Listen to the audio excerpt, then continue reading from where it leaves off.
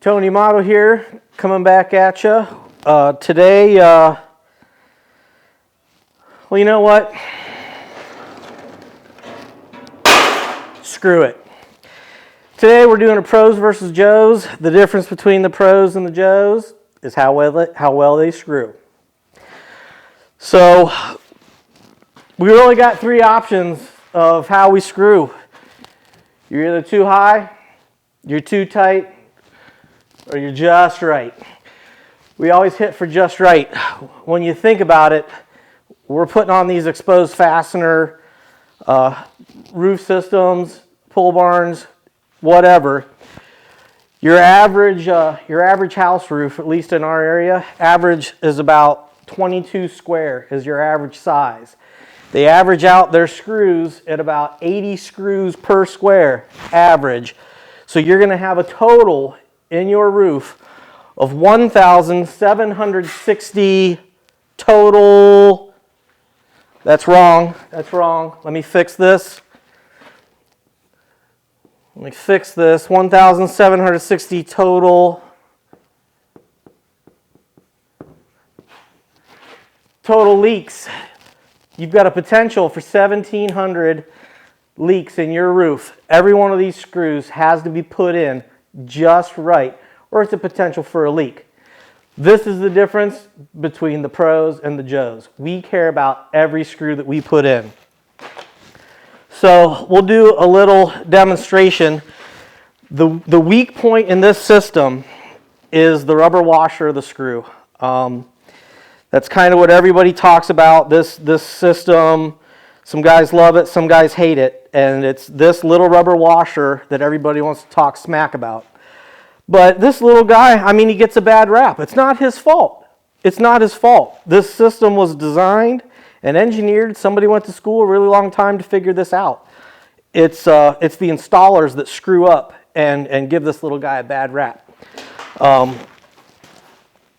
when we got guys up on the roof, I'm always yelling at them. You know, if I'm on the bottom, the guy above me, I'm watching him. He's supposed to watch the guy above him. Everybody's responsible for their own screws and the guy above them. Every screw that we put in has to be just right. Not too high, not too low, just right. So when we run this thing in, you see once it bites, it really wants to go.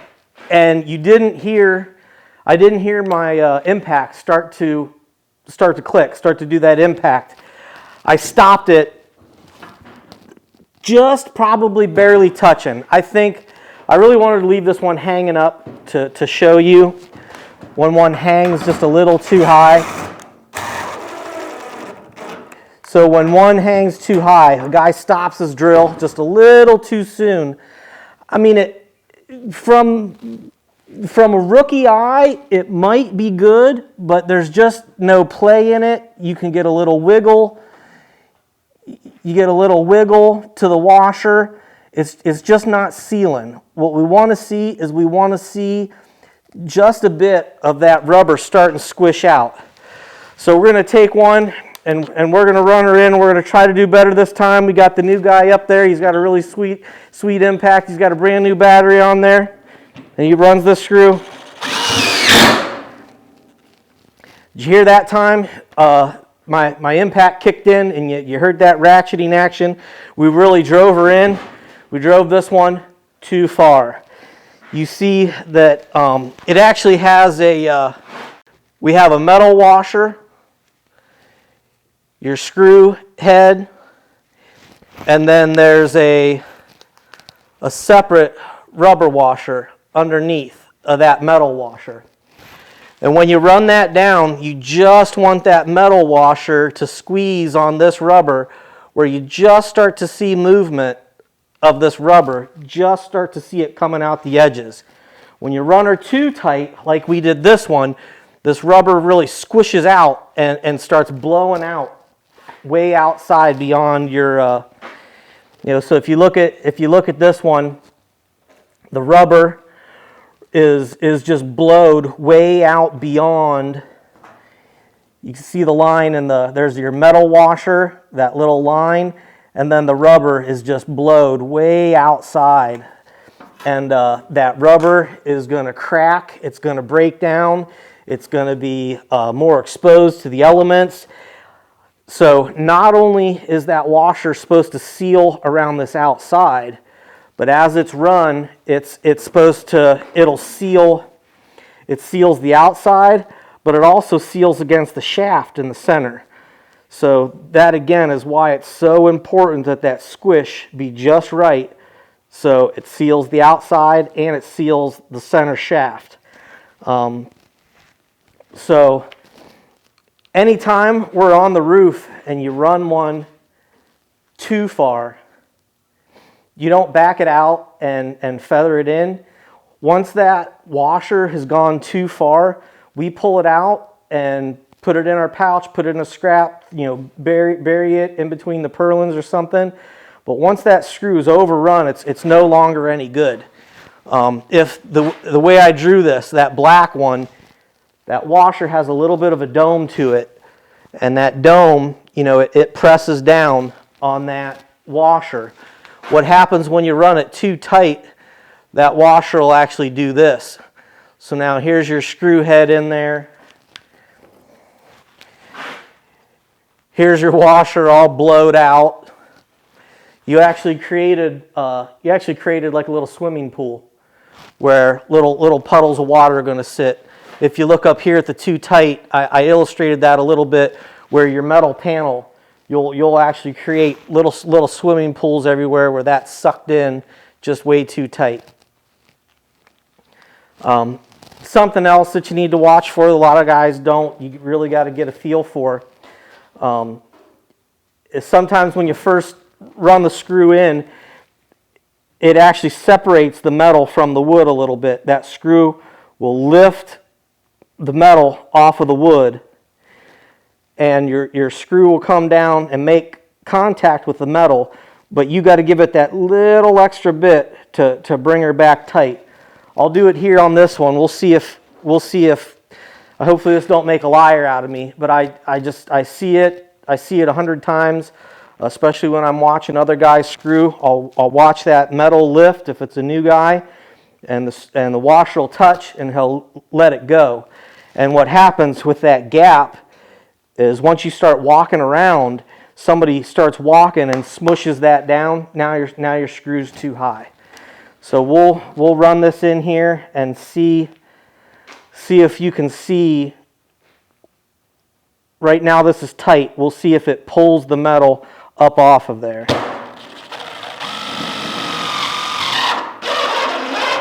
Of course, it made a liar out of me, but I'm just telling you.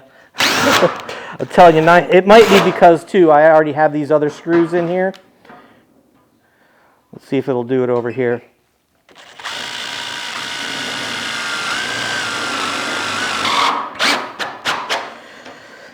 It's not really doing it for me, but I'm just telling you, if I've seen it once, I've seen it 100 times. It's something you kind of need to watch out for. So something else that we talk about when we talk about proper screw placement, proper screw tightness.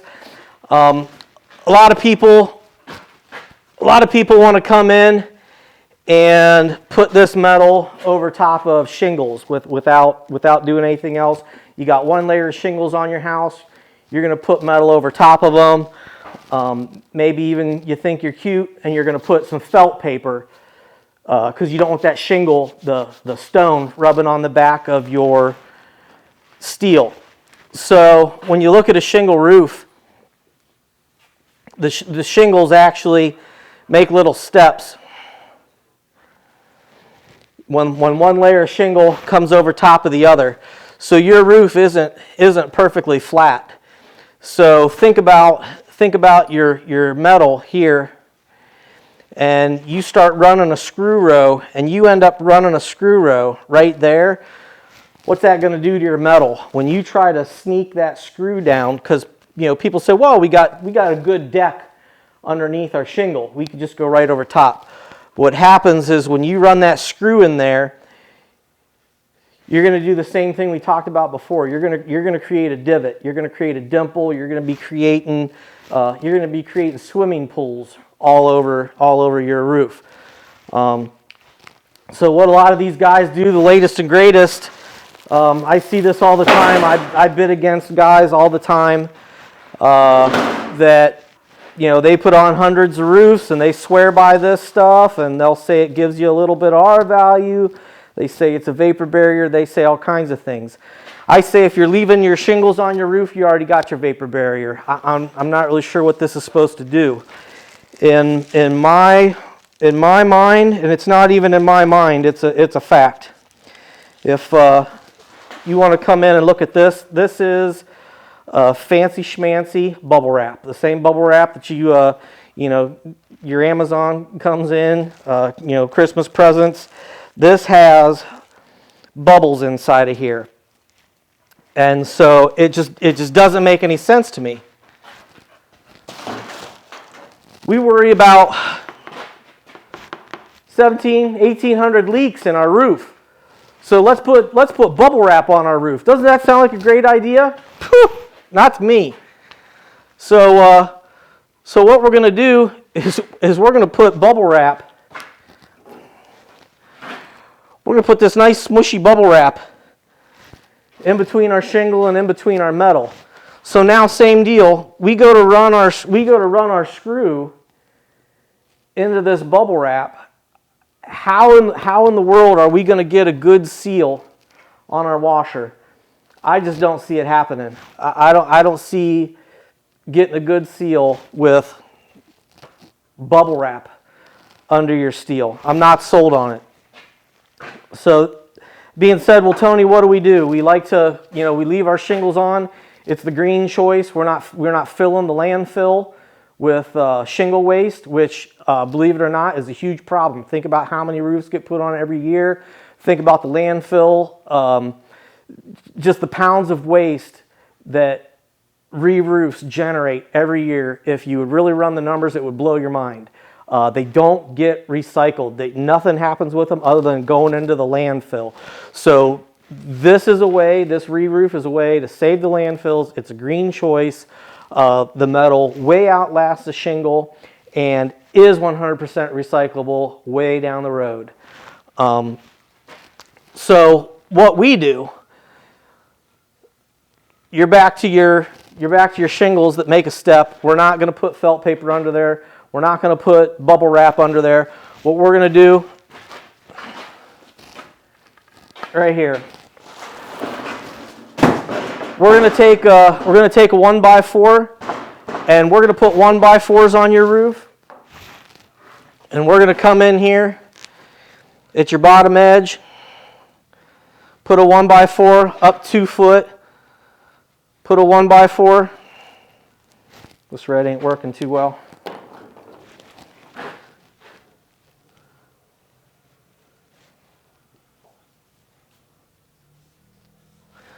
We'll put 1x4s on every 2 foot, and we screw them down. We don't use any nails. We screw those down. It helps with wind, uplift, which is, in our area, probably your roof's worst nightmare, is wind, uplift, and the most important part is on that very bottom edge. So what we do when we screw these 1x4s on there, I guarantee that every one of these 1,800 screws is going into brand new, fresh wood. It's going to bite. It's going to be solid. We're going to be able to set that washer, and every one of those 1,800 screws are going to hold and give you a quality roof. I can't stress it enough, the importance of running screws right. I worked for guys for 6, 7, 8 years straight. And they'll tell you that every roof we put on, I was still yelling at them, put your screws just, and they'd look at me like I'm crazy, like they don't know any better. But it's just that important. Not too high, not too tight, just right. Mind your washers, and they will last. I have roofs that I personally put on that are 25 years old, that still have the original screws in them, still have the original washers in them.